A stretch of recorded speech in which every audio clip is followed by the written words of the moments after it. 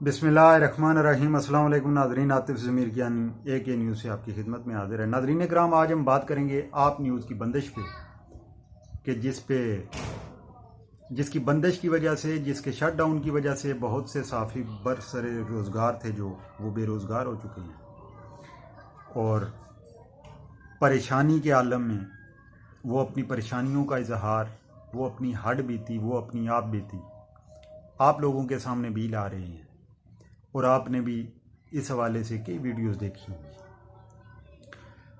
मेरा जो सवाल है इस हवाले से वो ये है कि एक तो ये जो सहाफ़ती तंजीमें हैं ये इस वक्त कहाँ पे हैं?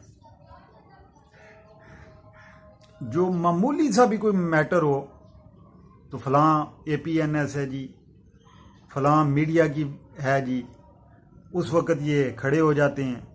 उस वक्त ये ब्लैकमेलिंग में इस सेंस में कह रहा हूँ कि गवर्नमेंट एक अगर कोई इनिशिएटिव लेती है तो ये उसके अगेंस्ट भी इकट्ठे हो जाते हैं। तो उन दोस्तों की जो बेरोज़गार हो चुके हैं उसके लिए सबसे पहला हक इन्हीं का बनता है। और फिर जिसकी वजह से ये बरसरे रोज़गार थे वो तो ठीक है, बेरोज़गार जब हुए हैं तो क्या उससे भी कोई पूछ की जाएगी कि ये वजूहात हैं मौसूफ, आपकी वजह से ये शख्स बेरोज़गार हुआ है। अब आप बताएं, उनको तो 1 मिनट में मुख्तलिफ चैनल्स में पूरी टीम के साथ जॉब भी मिल गई है। जी नाज़रीन कराम, अज़ान हो रही थी तो मैंने वीडियो इधर रोक दी थी।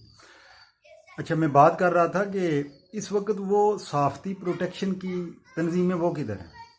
ब्रॉडकास्ट मीडिया की भी बहुत सी तंजीमात हैं, उनको भी इस हवाले से अपना किरदार अदा करना चाहिए। बाकी नाज़रीन कराम, ये फील्ड ही ऐसी है। अब ये देखें कि मौसूफ़ ने चैनल बनाया, एक शरीफुल नफ्स इंसान है अकील करीम रेडी, उनको इन्होंने अपना हमनवा बनाया और अपनी बातों में जब उनको ये रियलाइज़ हो गया कि हाँ यार ये प्रोफेशनल लोग हैं, पुराने लोग हैं, मीडिया में जान पहचान है इनकी, ये काम अच्छा कर लेंगे, तो इस बिहाफ पे ज़ाहिर है उन्होंने इन्वेस्टमेंट करने की हामी भर ली। अब मुख्तलिफ रेशो आ रही हैं, 60% उनका था, 20% इनका था, फिर एक और पार्टी थर्ड पार्टी भी थी। लेकिन असल जो प्रॉब्लम है वो ये है कि जो इनकी ऑफशोर कंपनीज इससे अलग बाला थी और मौसूफ वो इनके भाई जो हैं जुनेद साहब वो उसको रन कर रहे थे। फिर सितम ज़रीफ़ी ये है कि इन्हीं वर्कर्स में से उनके घरों से उनके ज़ाती पैसे लेकर कभी AC की जो भी कंपनीज जिससे भी लिए हैं उनकी पेमेंट हो रही है, कभी पेंट वालों की हो रही है। आज वो लोग दुहाइयाँ दे रहे हैं और इनको बजाते खुद ये कह रहे हैं कि हमने आपको ये माफ़ नहीं करने और रोज़े महशर आपका गिरेबान पकड़ेंगे, लेकिन कुछ भी नहीं होना। हाँ, मुझे अफसोस जिस वजह से मैं नाज़रीन कराम ये वीडियो बना रहा हूँ वो ये है कि इंतहाई मुतकब्बिराना रवैया। वो कहते हैं कि वो इस तरह यहाँ से इस ऑफिस में आते थे जैसे कोई सिकंदर आज़म हो और इलाका फतह करके आया हो और आगे सारी उसकी रियाया हो। और इसका मैं बजाते खुद ऐनी शाहिद हूँ। आफ्ताब इकबाल साहब की बात कर, मैं जब प्रिंट मीडिया में था इस्लामाबाद में नाज़रीन, तो उस वक्त जो हमारे बास थे वो भी बिल्कुल इसी तरंग में आते थे। किसी वर्कर से उन्होंने बात नहीं करनी, गालियां वो इतनी देते थे कि अंदाजा ही नहीं किया जाता, और नंगी गाली। वहां पे बहुत अच्छे अच्छे लोग भी थे। राना अब्दुल जब्बार साहिवाल के रहने वाले थे, बहुत अच्छी शख्सियत। अगर मैं इस फील्ड में किसी को अपना उस्ताद गर्दानता हूं तो वो वही शख्स है।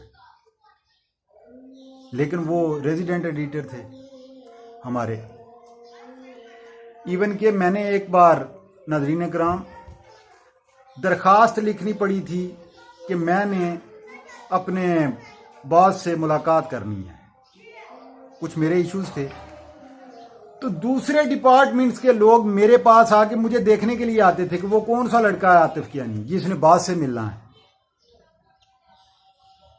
इस कदर तक रौनक, मुतकब्बर और वर्कर का इस्तेसाल और वर्कर से गैप इन लोगों का होता है।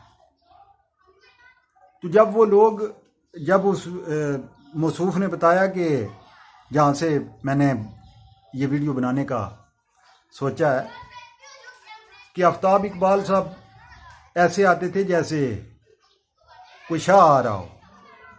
फिर मज़े की बात यह है कि ऑफिस आपने इधर बना लिया है और दोनों भाई उसकी जो रिकॉर्डिंग है वो अपने अपने घरों में कर रहे हैं। फिर इसके अलावा जो औरतों के हवाले से बातें की आल हफीज आल ईमान, जिस को आप खंगालेंगे, जिस को आप कोई पड़ताल करेंगे, ये जो ऊपर ये एलीट, मैं अक्सर आपको कहता होता हूं कि ये आम आवाम की सिर्फ बातें करने वाले लोग हैं। आम आवाम से इनका कोई तल्लक नहीं है। ये कारपोरेट वर्ल्ड के नुमाइंदगान हैं। और मुझे बहुत खुशी हुई बैरिया टाउन के मालिक मलक रियाज साहब, उन्होंने आके इस इदारे का जो इसके वाजिबात थे मुख्तलिफ जगहों पे इन्होंने देने थे वो दिए, वर्कर्स को तनख्वाह दी। और आगे उन्होंने ये उस ईमेल में ये भी कहा जिस दिन ये शट डाउन हुआ है, तो उनका ये भी कहना था कि मैं अपना चैनल बना रहा हूँ और आप लोगों को उसमें तरजीह दी जाए। ये एक अच्छी बात है। बजाते खुद मैं समझता हूँ कि माजी में उनका कभी भी शगफ नहीं रहा। अगर शगफ होता तो वो बरसों पहले इस फील्ड में आ चुके होते, मीडिया इंडस्ट्री में। मलिक रियाज के हवाले से बातें की जा सकती हैं, आप लोग करते भी हैं, तमाम लोग करते हैं, मैं खुद करता हूं। लेकिन यार प्रोफेशनलिज्म या जो अवाम की रिक्वायरमेंट थी वो उसने बना के दिखाई है। मलिक रियाज आज तमाम दुनिया बेशक उसके अगेंस्ट बातें करती रहे, सुप्रीम कोर्ट में भी उसको जाके जमानत के तौर पे पैसे भी देने पड़े, ये बातें सारी ठीक हैं। लेकिन वो शख्स आज ऐलान कर दे कि मैंने ग्लेशियर में जाके सोसाइटी बनानी है तो लोग उस पर अंधाधुंध एतमाद करके इन्वेस्ट करेंगे। वो अगर आज कह दे कि मैंने चतराल में जाके इन्वेस्टमेंट करनी है तो लोग करेंगे। उस बंदे की PR है। मैं समझता हूं कि अगर उस बंदे ने इनसे वादा किया है जो बेरोजगार हुए हैं साफी, तो वो अपनी हद तक कोशिश जरूर करेंगे। बाकी नाजरीन कराम, मुझे बहुत अफसोस हुआ जब मैंने ये आफ्ताब इकबाल के हवाले से, मैं ये जो बातें कर रहा हूँ ये बिलीव मी बड़े कर्ब के साथ, मैं उस शख्स के अगेंस्ट कोई बात नहीं करना चाहता, लेकिन जब आप अंदर से इतने खोखले हों और बाहर से आप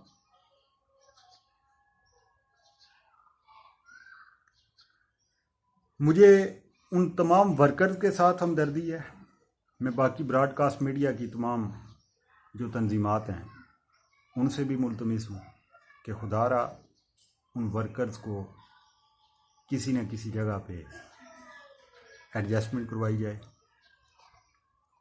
और ये बातें थी, एक दो बातें और थी वो यहाँ पे मैं नहीं समझता कि करनी चाहिए। नाज़रीन कराम, कोरोना के हवाले से आखिरी बात, सोशल डिस्टेंसिंग पे आपने कभी भी कंप्रोमाइज़ नहीं करना।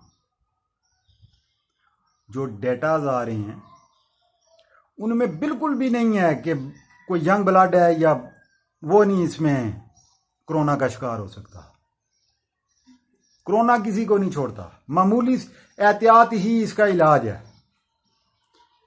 तो आपने सोशल डिस्टेंसिंग भी करनी है। उसके हवाले से जो भी गवर्नमेंट ने मेजर्स दिए हैं उनको भी मलूज़ खातर रखना है।